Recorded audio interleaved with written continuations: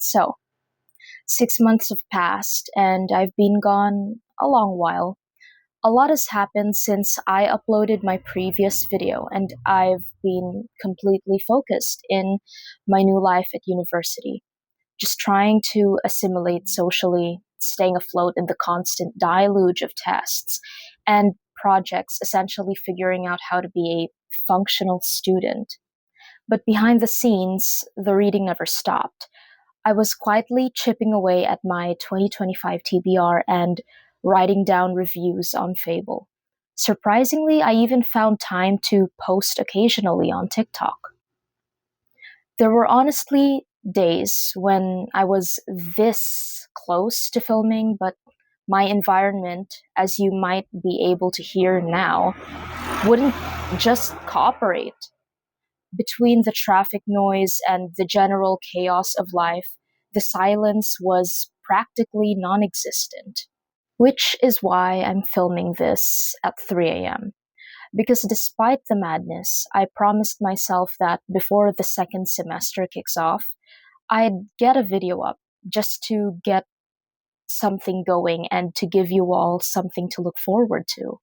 Now, I cannot make any grand promises yet, especially like about a scheduled weekly upload, but I'm going to try my hardest to get a 2025 reads ranking video out soon, perhaps around this January. And honestly, I have so many ideas swirling around that I'm excited to share. But before we dive into it, I'd deeply appreciate it if you'd like this video and subscribe. It really helps me keep this corner of the bookish community alive, even though it's still growing and hopefully soon thriving. With that said, let's talk about my completed TBR for 2026. I've structured this year's TBR similarly to last year's, focusing on a month with each core theme or vibe that I usually select and specific books that I pick out based on that. Funnily enough, I really did think that my TBR would be incomplete because there are several books that I would have loved to be added into this pile, but later on you will see why it's near impossible for me to add more, given that I would have to read a lot of these according to my own personal schedule that I created. On average, but really it depends on the length, I would read 4 books per month. And the entire year, I would have one companion read, which would either be a poetry or short story collection. So, the first book I'm going to show you is Sylvia Plath's collection of poetry. I think these are actually complete in this one, and I'm really excited to read this, especially because Sylvia Plath has such a unique style in writing, and so I cannot wait to see what she brings in when it comes to poetry. She's going to be the haunting or the very much atmospheric backdrop of everything that I would be reading the following months.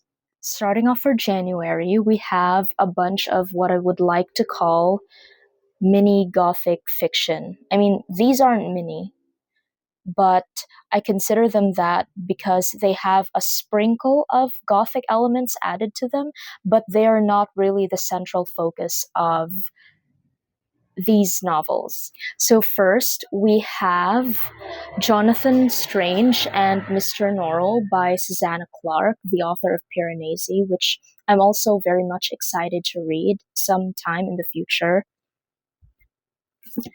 We have Fingersmith by Sarah Waters. I really loved this one. And I'm currently reading Macbeth by William Shakespeare. And then we have David Copperfield by Charles Dickens. I never thought I would say it, but I am starting to enjoy the works of William Shakespeare as I'm starting out with this one.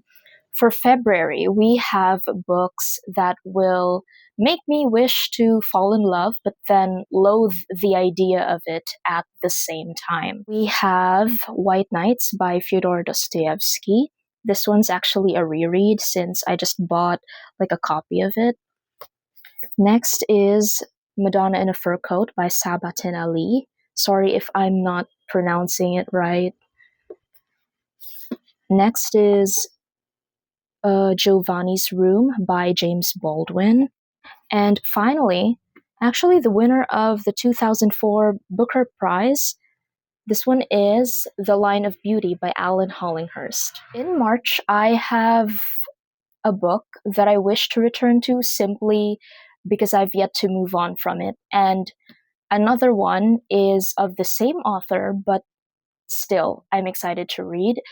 And perhaps after reading, I would do an in depth review or a comparison with these two books. So, first we have John Steinbeck's Of Mice and Men, and of course, his titular work, East of Eden.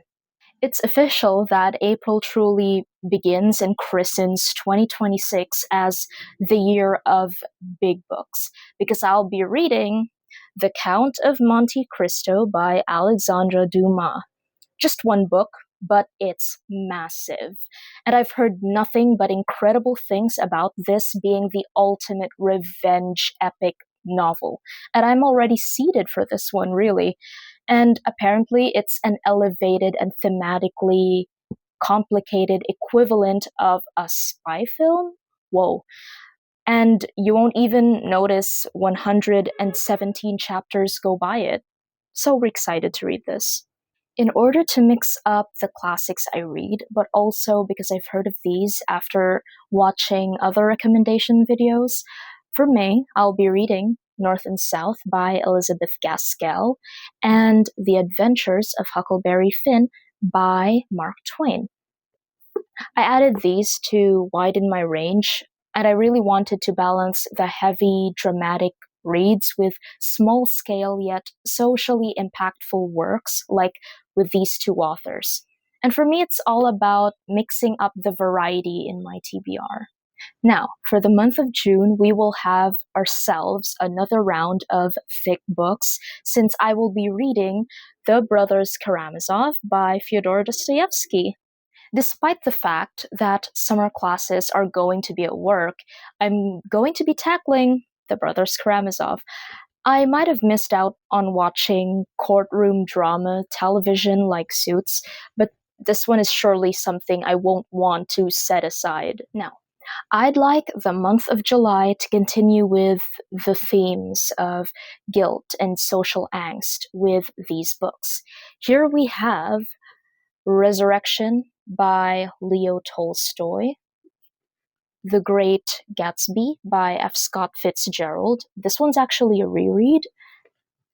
Mrs. Dalloway by Virginia Woolf, and The Berlin Novels by Christopher Isherwood. You can probably see how I'm trying to tie these together, looking at the shift of morality from the 19th century into the fragmented, glittering world of the rising 20th century.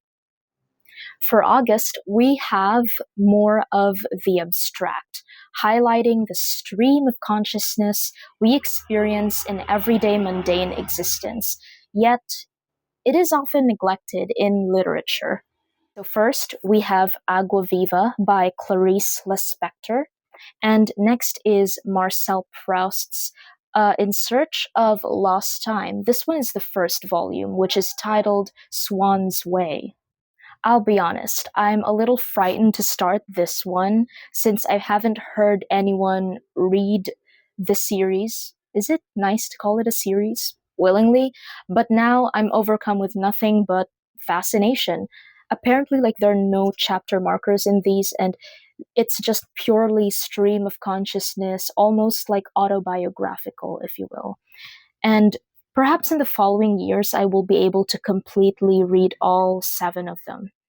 Now, Clarice Lispector, on the other hand, is one of the authors I'm most excited to read from, and I'm very much looking forward to completing all of her other famous works as well. These books for September I also haven't heard much from, but I'm very much excited to read. I had these recommended to me after reading The Shadow of the Wind, which I absolutely loved. First, we have Of Human Bondage by W. Somerset Maugham, and another Booker Prize winner, actually, from 1990, titled Possession, a Romance by A.S. Byatt. Spooky season officially begins the moment the year hits October, and I have these two formidable novels to read. We have The Castle of Otranto by Horace Walpole and Geek Love by Catherine Dunn. These two I've heard wonderful things about. This one is apparently like the leading Gothic novel of all Gothic novels, and this one is rather unsettling and uncanny, which I really love. And these are the kinds of books that I'm usually going for in October through November. For November, I'll be rereading two favorites. Here we have Dracula by Bram Stoker, and actually it's inside this one, but it's The Picture of Dorian Gray by Oscar Wilde. Vampire media and all things monstrous are having their renaissance these past 2 years, and so these are a definite must.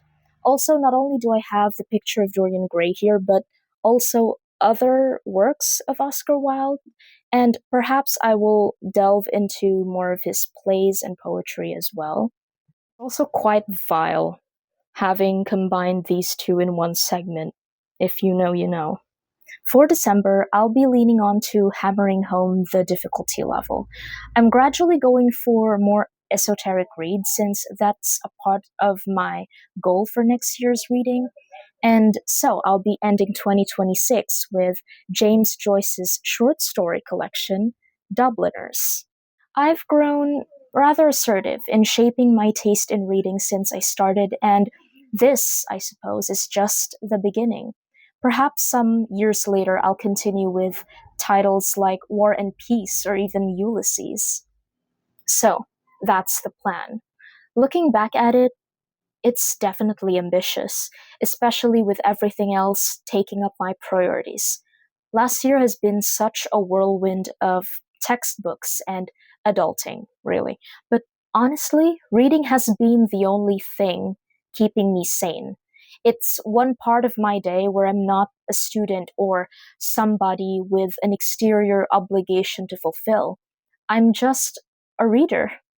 I cannot promise a perfectly consistent upload schedule like I was used to, but I'm going to try. I'll post on my community page just so to keep you guys informed if something's going on behind the scenes.